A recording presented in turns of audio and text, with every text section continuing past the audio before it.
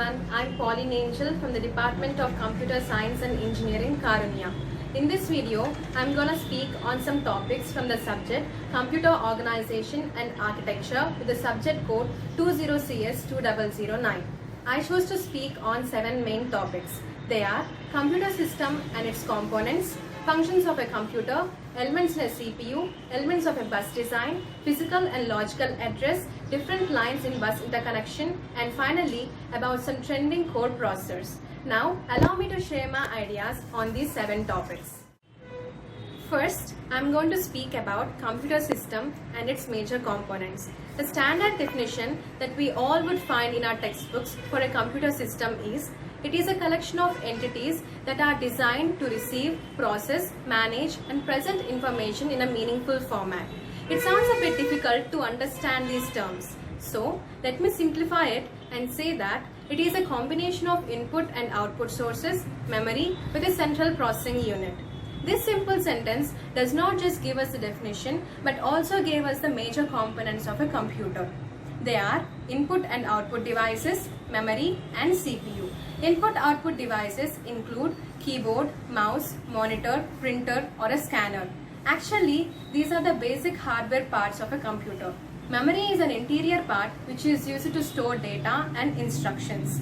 And finally, CPU, Central Processing Unit, is a principal part of the computer which process and execute instructions for a program. Now I would like to talk about 4 main functions of a general computer.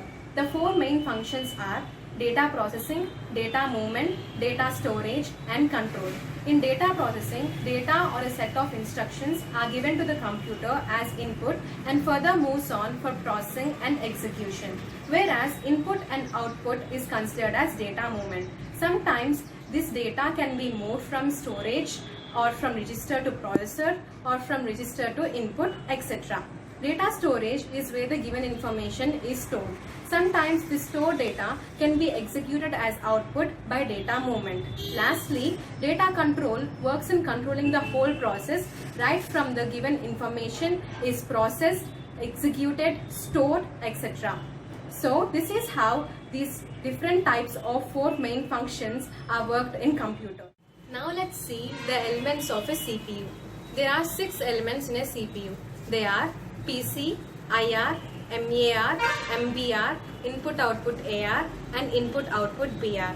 Let's now know what these abbreviations hold. Program counter is known as PC. It holds the address of the next instruction that is to be executed, and it is a special purpose register. Instruction register is shortened as IR. It plays an important role in performing instructions and registering them before moving further. Memory address register is where the instruction moved from PC is stored. Memory buffer register MBR is a data register which stores data temporarily. Finally, input-output AR and input-output BR means input-output address register and input-output buffer register. Input-output AR stores the address and input-output BR stores the data. Moving on to the next topic, that is elements of a bus design. There are 5 elements in a bus design. They are type, bus width, methods of arbitration, timing, and data transfer type. Each element again have 2 subdivisions except for data transfer type. Let's see what they are. The element type consists of dedicated and multiplexed. The same goes with bus width.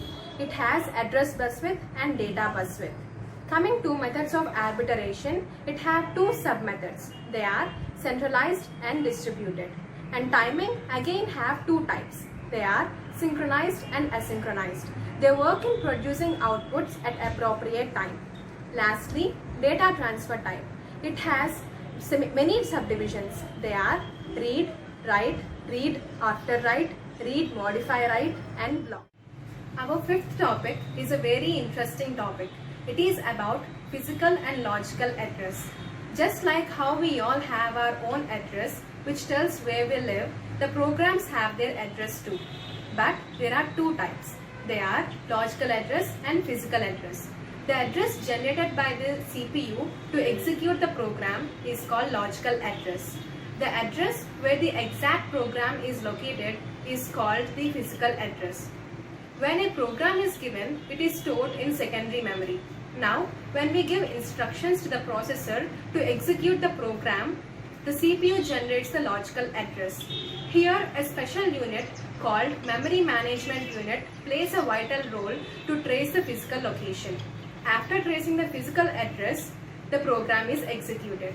This is how physical and logical address works. Next, I am going to talk about three different lines in bus interconnection structure. They are data lines, address lines, and control lines. Data lines are used to give path for data to move among system modules.